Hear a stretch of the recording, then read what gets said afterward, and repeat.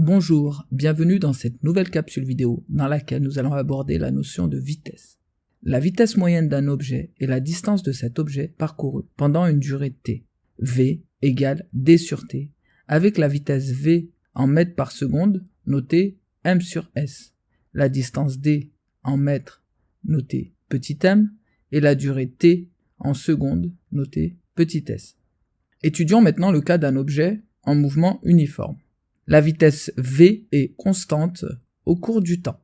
La distance qu'il parcourt est proportionnelle à la durée t du parcours. Le graphique de ces grandeurs est une droite qui passe par l'origine d'équation d égale v fois t. V est le coefficient de proportionnalité. À savoir par cœur, 1 km égale 10 puissance 3 mètres égale 1000 mètres. 1 mètre égale 10 puissance moins 3 km égale 0,001 km. Un an est égal 365 jours. Une heure est égale 60 minutes est égale 3600 secondes. La vitesse d'un objet a 3 caractéristiques. Une direction, un sens et une valeur.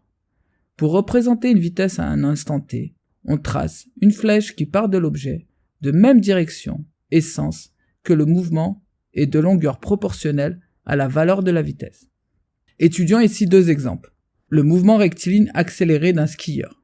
Étudiant les caractéristiques de la vitesse au point B, la direction est suivant la droite BC, le sens vers la droite, la valeur, la vitesse au point B est de 130 km/h. On constate que la vitesse ne change pas de direction ni de sens, mais sa valeur augmente. Étudions maintenant un autre mouvement, la révolution de la Terre autour du Soleil. Il s'agit d'un mouvement circulaire uniforme. Représentons maintenant les différents vecteurs vitesse en différents points. Ils sont tous tangents à la trajectoire. On note, la vitesse change de direction et de sens, mais pas de valeur. Bilan.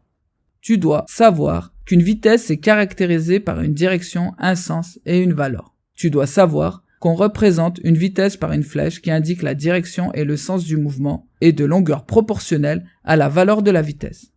Tu dois être capable de représenter sur un schéma la vitesse d'un objet en utilisant une échelle. C'est tout pour aujourd'hui. Je t'invite à t'entraîner sur les activités du module J'applique. J'espère que vous avez trouvé cette vidéo utile.